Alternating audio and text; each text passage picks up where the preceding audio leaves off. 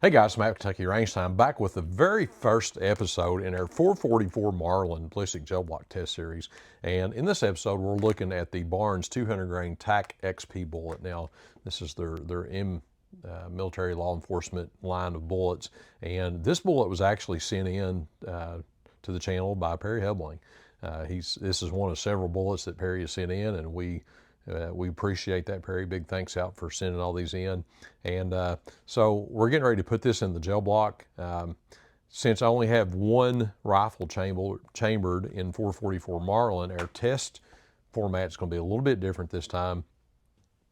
I actually have done some downloads with this bullet to be able to test at different velocities, decreasing velocities actually. The intent was to try to find a lower velocity range where this bullet quit expanding. That way we could take these numbers and we can still take the velocities and the expansion we get and apply them to our range chart like we've been doing with the shorter barrels. So in effect, the lower powder charges are simulating shorter barrels. And so that's trying to keep the data flow going from what you guys are used to seeing from me here. And so let's turn around here and take a quick look at this loading, and then we'll head on out to the range and we'll see how this thing did. So there's an information tab up here that will take you to my affiliate marketing website. There's over 130 affiliate partners there, and it's a quick link right on to their home pages for each one of those.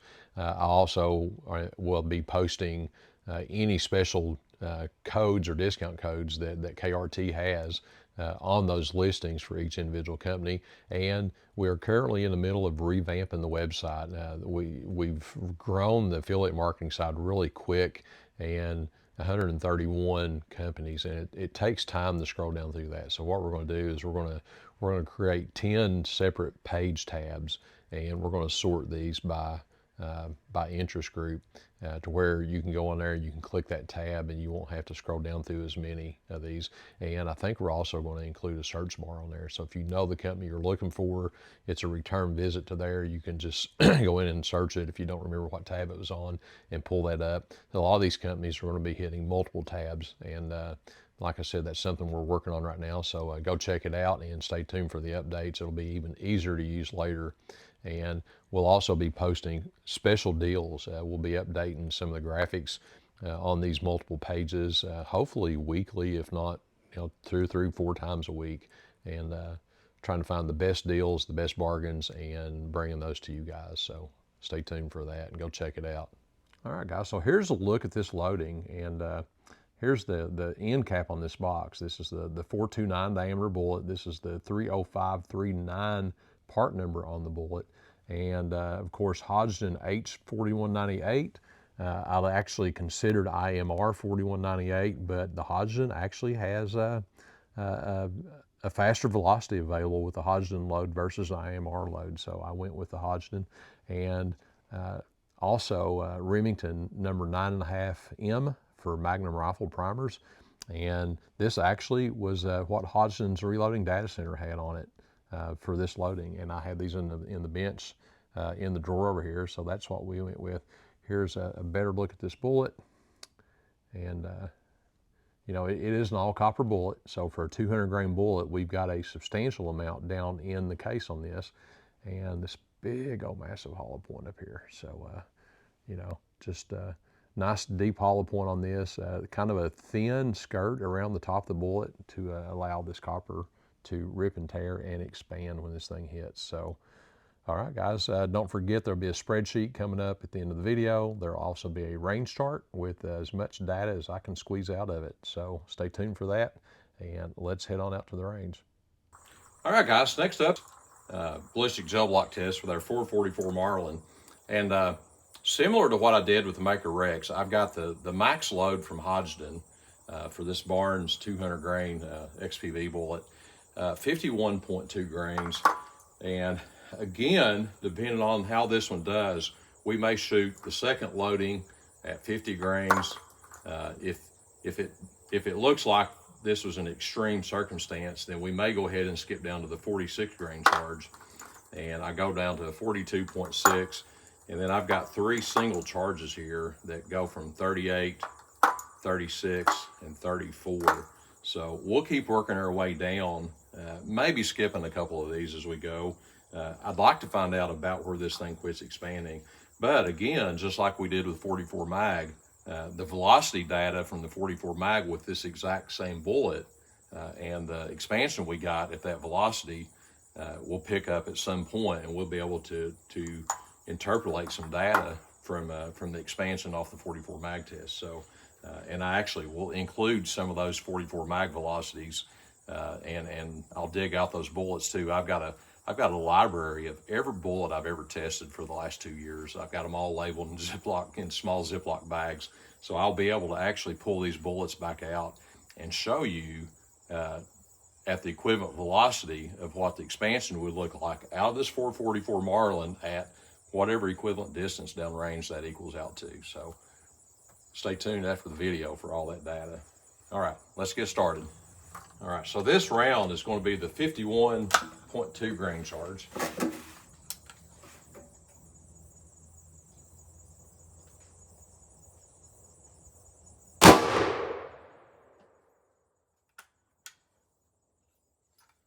That was the max charge out of the Hodgson book off the Hodgson Reloading Data Center. And guys, I still don't see any pressure signs on this at all.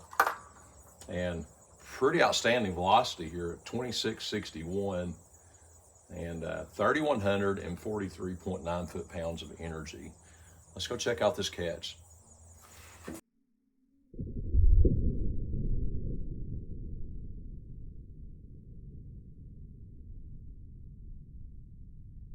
All right, guys, the entry for this shot was right here, and we've got pretty much immediate expansion on this bullet again.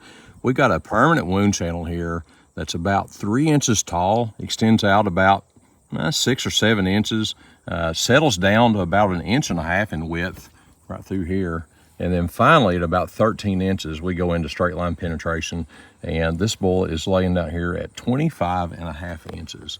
And we have, looks like most of the petals intact on this bullet, but we did shed a few petals back here. Here's a little piece at about 14 3/4. Here's another piece that almost came out of the gel block here at 5.5 inches. And I can see another piece about 5 1/4 down around the bottom. So, all right, here we go. So we got 1, 2, 3 small pieces here. Over here's another one. So it does appear we had some fairly uniform shedding of the petals here, but it must be, I'm not sure. We've got most of the petals intact on here too. So we'll have to get these dug out and take a closer look here in a minute. So really good results out of this max load. We didn't shed all the petals off really quick like we did with the Maker bullet. And I'll probably drop down a couple of loads for this next shot, just because you know, we're actually really clouding up our gel block out here pretty quick. These are doing a massive amount of dumping a massive amount of energy on the entry. Let's drop all the way down to the 46 grain charge. And again, these bullets were designed to expand at 44 mag, so no surprise that we're getting really good expansion out of these in this 444 Marlin. All right, let's see what this one does. This is the 46 grain charge.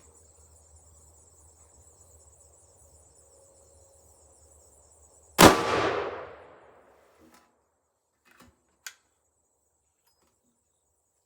right, we did not lose a lot of velocity on that. We dropped from 51.2 grains, so we dropped 5 grains of powder and only lost a couple of 100 foot of velocity.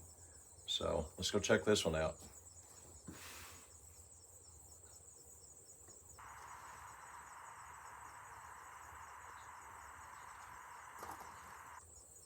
So velocity on that shot was 2412.4 and kinetic energy of 25.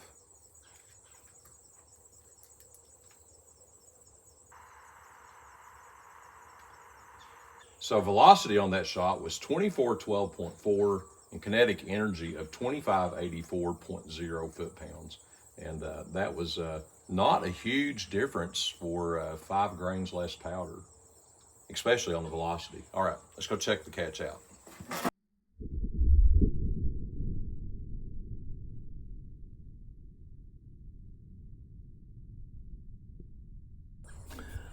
All right, so entry for the second shot was right here. Again, we've got really quick expansion. We still got these little fragments of copper coming off up front, just like we did with the first shot. Our temporary wound channel is not hardly as large back here, between 2 and 5 inches. We still have a significant wound channel though, down to about 13 and 14 inches, and then we go into straight line penetration. We do have a nice catch out here. Total penetration of about 23.5 inches. And guys, the petals on this look really nice. So similar to the one behind it, but it doesn't appear that we shed as much of that petal weight as we did with the first shot. All right, let's see what the next one does. All right, guys, I'm gonna go from 46 grains all the way down to 38 grains. That's gonna be an 8 grain decrease.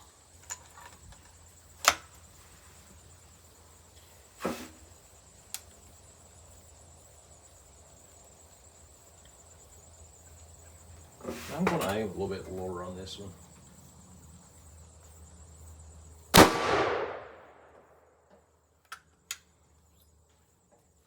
I aimed lower, but it looks like I hit in about the same place. I was dolling a little bit on that one actually. So, all right, velocity for the 38 grain load was 1954.9. So we dropped a couple of 100 foot per second there. Kinetic energy at 1696.8. And let's go check out this case.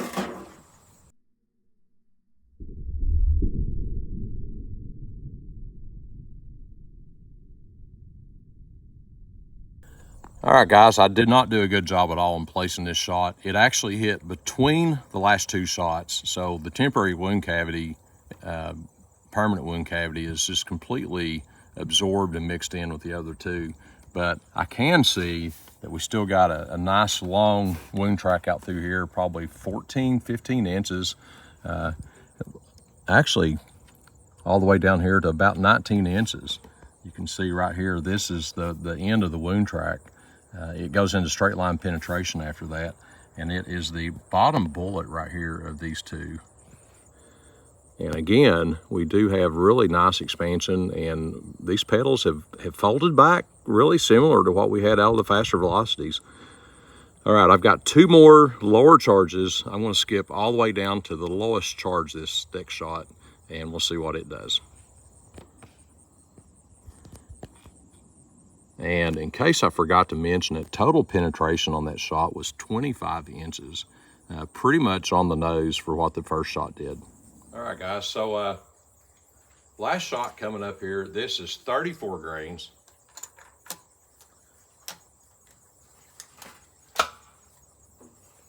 And you're saying, well, you've got all these shots, why don't you take them? Because these are a pretty nice bullet, and I don't want to shoot them up if it's not going to tell me anything. I'll go back and pull these bullets and reuse them probably at this loading up here. So, you know, I loaded these up for test purposes, so I would make sure that I had enough in case I didn't get a catch. I had a second and a third shot. Some of these all coppers will open up on one side, and the petals will cause it to curve right out of the gel block. And I have actually come out and tested and not had enough ammo before loaded up because the copper bullets, they don't typically travel straight like lead core bullets do. All right, so last shot. Let's see what we get with this one.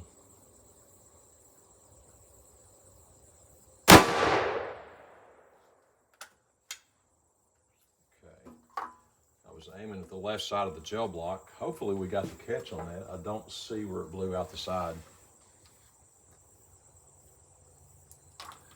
And we got about a 200 foot per second velocity decrease. Velocity was 1781.8, kinetic energy of 1409.7. And let's go see what we did on the catch.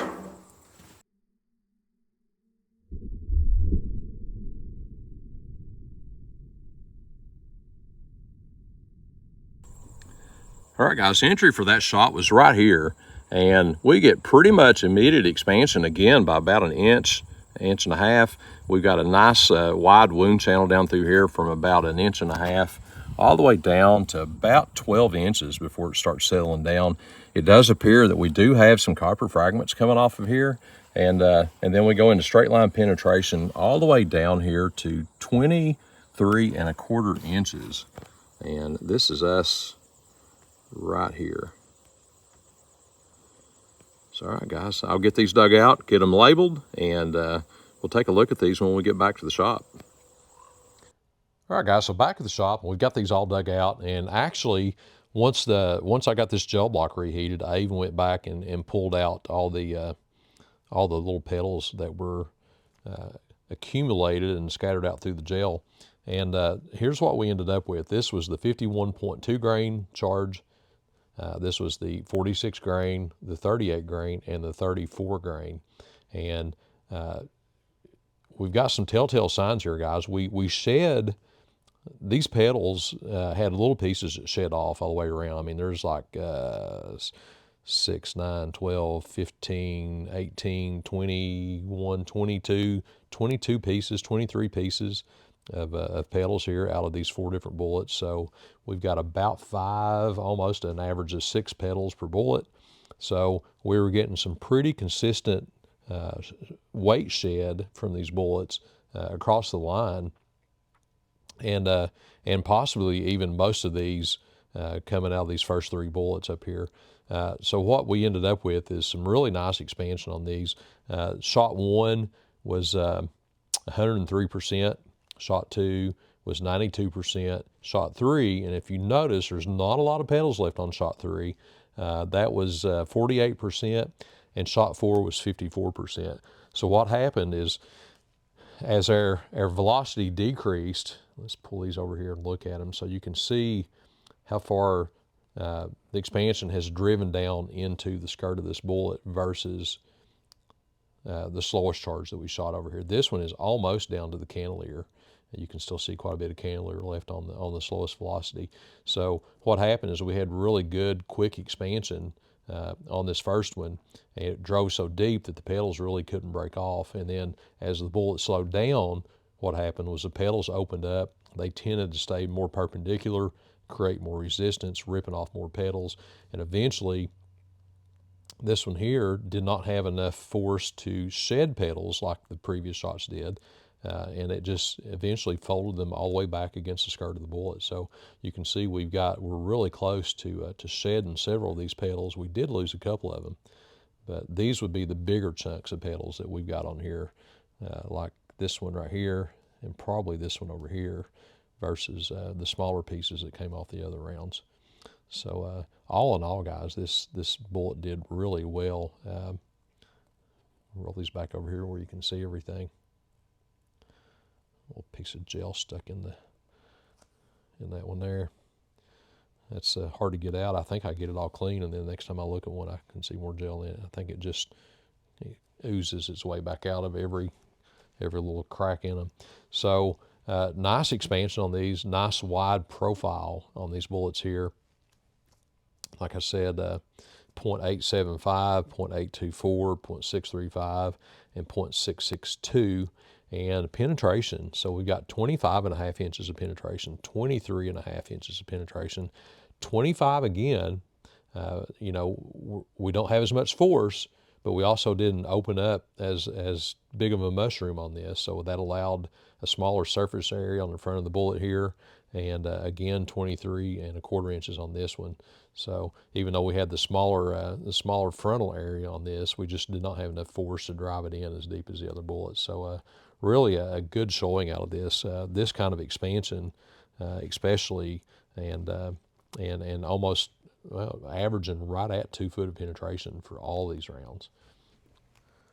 All right, guys, and one more data point here. Coming up will be the spreadsheet plus the ballistics chart, and I've transposed some data from the ballistics chart over here to my paper copy of the spreadsheet, just to get a visual here. So this is the results of 2,661 foot per second at 10 yards.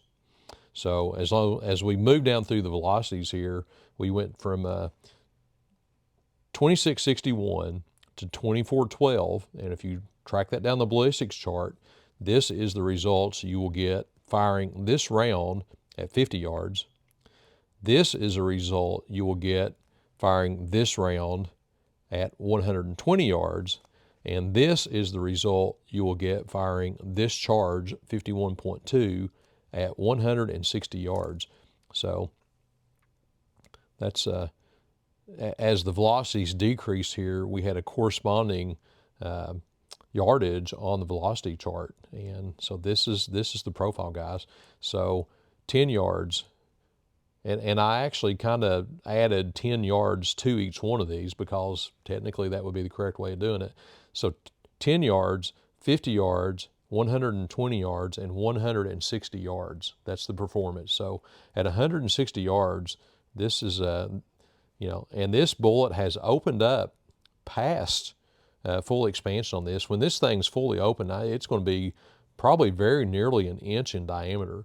And then as it moves through the target, these petals keep folding back. They open up, and then they start folding back as they travel.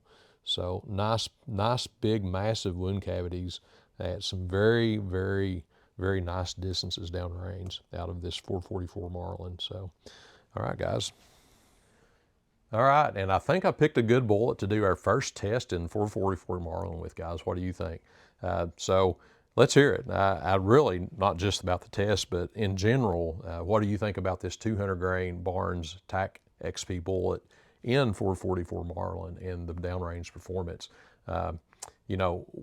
We folded it up. I downloaded my powder until where I actually had a pretty significant air gap in my case. And that was as low as I wanted to go. I didn't want to get a flashover on this. So that's where I quit on my downloads. And, the 170 yards, 160 yards was where I stopped. And, that bullet was opening up all the way and then folding back past. So at some point farther down range, that bullet's going to open up, and it's going to, instead of being laid completely back, the petals are going to be somewhere like this. That's beyond 160 yards. So, I wish, I wish I had a way of doing that, and I do. So I thought I had tested this bullet in 44 Magnum, and I had planned on pulling the velocity data from the 44 Magnum over and showing the expansion with this. But this is a TAC-XP bullet, and the bullet I had tested in 44 Magnum was a Barnes 200 grain XPB bullet. So there's a little bit of difference. I looked at them really close. The cantilever is a lot closer to the ogive on the pistol bullet, and looking down in the hollow point, it appears that the thinness of the petals is different in the pistol bullet than what it is in this XP bullet. So couldn't use the data. I was a little disappointed. I already had it pulled in from the spreadsheet. I had it on my range chart. I had to go back and delete it off this range chart. I was that confident. But when I got out here and I got to looking at it, and then I went to pull the bullet, and I thought, crap, it's not the right one. It's the XPB. So, but I do have that data for the next test coming up, and that's going to be the Maker 225 grain P-Rex bullet. I have tested that in 44 mag. We will be able to take the 44 mag velocity and expansion data and put it on the same range chart as the 444 round and go even farther down range with a look at the performance on that. So that test will be coming up here in the next couple of days. It's going into editing right behind this one, and so it's just getting scheduled 1 or 2 days between these tests that I've been doing. All right, guys, so if you got any questions or comments, if you've run this bullet or something similar in 444, like I said, we've got 17 total bullets to test in 444 mag. And so this is number one, at least 16 behind this or more. By the time I get there, I'll probably have added a couple more. And so keep in mind that if you've got one in your head, chances are I may end up loading it up. If there's one that you've got that's a favorite that you want to see, put it in the comments. If it's in line I can make sure I kind of move it to the front if it's one that I get several people asking for versus what I normally do. My general guideline for this is the big hard solids that are going to go through a lot of gel block. I'm going to have to take 6, 7 gel blocks to the range with me on those days. I want to try to do all those in one day. That way, because these I can get by with just 3 or 4 gel blocks. All right, guys, before we sign off here, I'm going to insert another video. So I actually had this video finished up about 4 or 5 days ago, had it out of editing, had it uploaded, ready to go, and got out here and got to thinking, I can't do that. So I loaded up this bullet in 44 mag, and I went yesterday and went to the range and I shot and tested this bullet in a 44 mag loading in ballistic gel block. So we've got an extra 44 mag video getting ready to come out, and I have come back on the spreadsheet and in the ballistics range chart, and I have added the velocities for the 44 mag in here. And guys, we got all the way down to 1,302 foot per second with this bullet. And so you're going to have to do 2 things. You're going to have to go watch the 44 mag video to see what kind of expansion, because I'm not going to redo that part of the video. But go back over there. I'll throw a couple of pictures in here with all the bullets laid out. But I'm not going to recap for the 44 mag stuff. So anyway, guys, the data is here now. The data is complete. I hated not having that data, and it was going to be the only 444 out of this first set of several videos that I wasn't going to have that data for. So, and I needed to test it. When I realized I hadn't tested the TAC-XP, that I had tested the XPB, then I went ahead and did that. And bonus, on the 44 mag test with this bullet, I also tagged the XPB data below that in the spreadsheet as well. So you'll actually be able to compare the 200 grain TAC-XP to the 200 grain XPB, and there is a little bit of difference in them, guys. So they are not the same bullet. So go check out this 44 mag video and just keep on going. Matt Kentucky Range Time. If you haven't already, please hit the like and subscribe button. Feel free to copy and share links to any of my videos out on your social media groups or in text chats or whatever you're doing. Appreciate that. And as always, guys, thanks for watching, and I'll catch you on the next one.